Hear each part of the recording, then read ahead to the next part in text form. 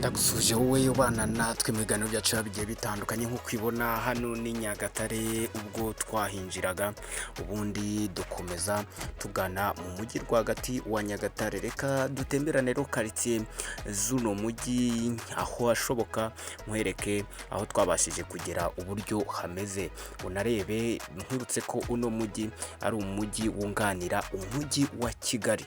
Ni imijyi yagiye ishyirwaho bivugwa ko ari imijyi yunganira umujyi wa Kigali. Ni ukuvuga ni imijyi igomba kwagurwa ibikorwa byayo, ibikorwa remezo by'iyi mijyi ikaba imijyi ishobora kuba yajya mu yunganira umujyi wa Kigali. Uyu mujyi rero wa Nyagatare twawugezemo turaza tugeramo rwagati.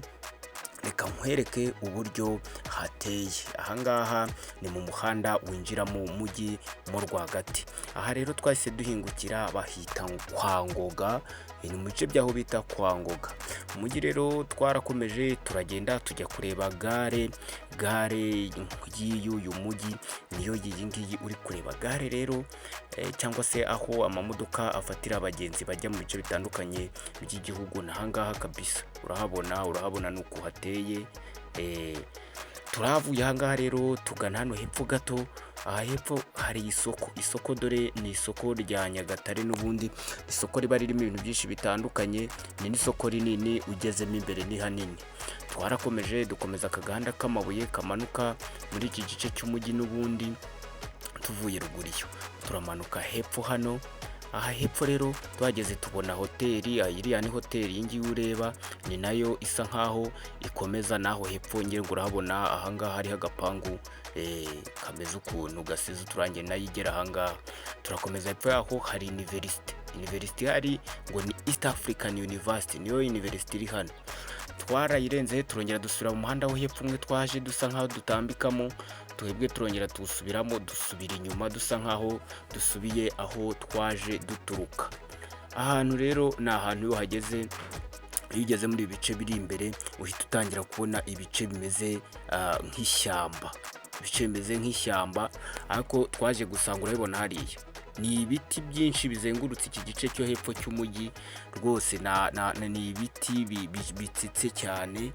Urabona twagarutse hahandi nyuma kwa Bangoga, n'ubundi ubwo rero turi gusa nkaho twongera dusa nk'abasohokamo. Twashaka kureba bino biti bimeze bite, biri ahagana he, kubera iki ibi biti bihinze aha hantu. Twarakomeje twigira imbere dushaka kureba ese bino biti kweki babihinze hariya. Urabona ngibyo ukuntu hameze, urabona ukuntu hameze. Ni ibiti rwose bihinze hano impande y'umujyi neza. Nka kwa kundi ubona muri Kigali bari kugenda bakora ibice by'ibishanga. Twaje gusanga rero n'ahangaha ariko bimeze. Reka dukatane kuri aka gahanda ubundi mpite nkwereka ukuntu ibi biti bimeze. Urabona dukase ka gahanda rero, akaba ari n'umuhanda nawo ukoze urapavomye cyangwa se urimo kaburimbo. Ukaba ari umuhanda ucamwa bya biti mo hagati, ariko ukaba ari n'umuhanda ukomeza ujya mu bice bitandukanye bindi by'akarere ka Nyagatare. Urabona ibi biti rero twaje gusanga ari ibiti byahinzwe aha hantu, kubera ko hari harahoze hameze nk'igishanga, hakaba harajyaga rwose hagira n'amazi menshi hakuzura. Aha hantu rero baza gutera bino biti mu rwego rwo kugira ngo bijye bifasha gufata itaka, isuri n'iki, bitewe n'uko ahantu hacamo umugezi munini cyane. Ni umugezi bita Umuvumba. Uyu mugezi rero reka dukomeze naho tuwugereho urebe ukuntu uyu mugezi umeze. Turanakomeza mpaka tugenda tugana mu Bugande. Mbere yuko tugera rero kuri uno mugezi, reka nkubwire ko uno muhanda urakomeza ukagenda, wagera imbere tuhinduka imihanda ibiri. Umwe ukomeza mu murenge wa Tabagwe, uwundi ugakomeza ukagenda ukajya mu murenge wa Rwempasha. Abantu bahatuye bo ngira ngo bari kubyumva neza cyane, ndaza kuhakwereka ni imbere aho turi kugana. Iyo mirenge yombi rero ifite imipaka yemewe iyihuza n'igihugu cya Uganda. Umurenge wa Tabagwe ufite umupaka bita Buziba, mu gihe umurenge wa Rwempasha wo ufite umupaka bita Kizinga. iyi yose akaba ari imipaka yemewe n'amategeko. Ikindi akaba ari imipaka kabisa icaho abanyarwanda bajya mu gihugu cy'Ubugande ndetse n'Abagande baza mu gihugu cy'u Rwanda. Twebwe ntabwo turajya mu wa Rwempasha, turajya kuri uriya mupaka wa Buziba, ni naho turakomeza. Mwese abadukurikirana, ni naho turambukira dukomeza mu gihugu cyo mu Bugande, aho turakomereza tugenda tubereka ibintu byinshi biba bigiye bitandukanye by'ahantu tugenda duca cyangwa se tuba twagiye dusura. Reka rero dukomeze hano imbere.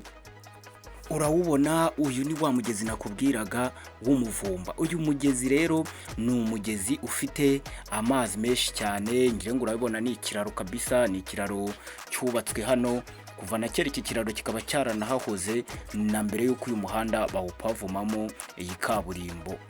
Uyu mugezi rero ugira amazi menshi cyane kuko amazi aturuka mu bice by'amajyaruguru, ibice byo mu misozi y'akarere ka Nyagatare, ayo mazi yose araza agahuriramo hano ndetse agakomeza akagenda. Uyu mugezi urakomeza ukagenda ukinaga cyangwa se ukamena mu mugezi wa Kagitumba, ngire ngo murahazi kabisa. Ubwo rero twebwe reka dukomeze imbere, dukomeze mpaka tugerane ku mupaka w'u Rwanda n'Ubugande. Uwo nababwiye turambukira ku mupaka wa Buziba, ari wo mupaka uherereye hariya mu murenge wa Tabagwe.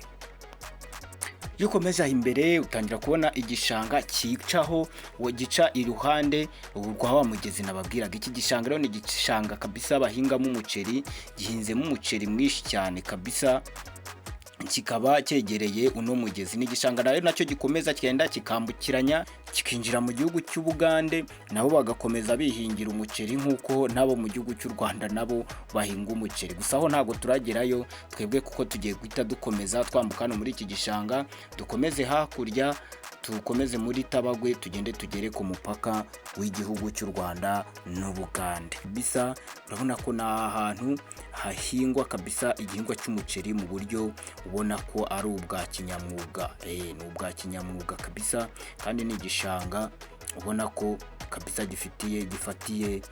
gifitiye akamaro abantu batuye muri ibi bice by'akarere ka Nyagatare.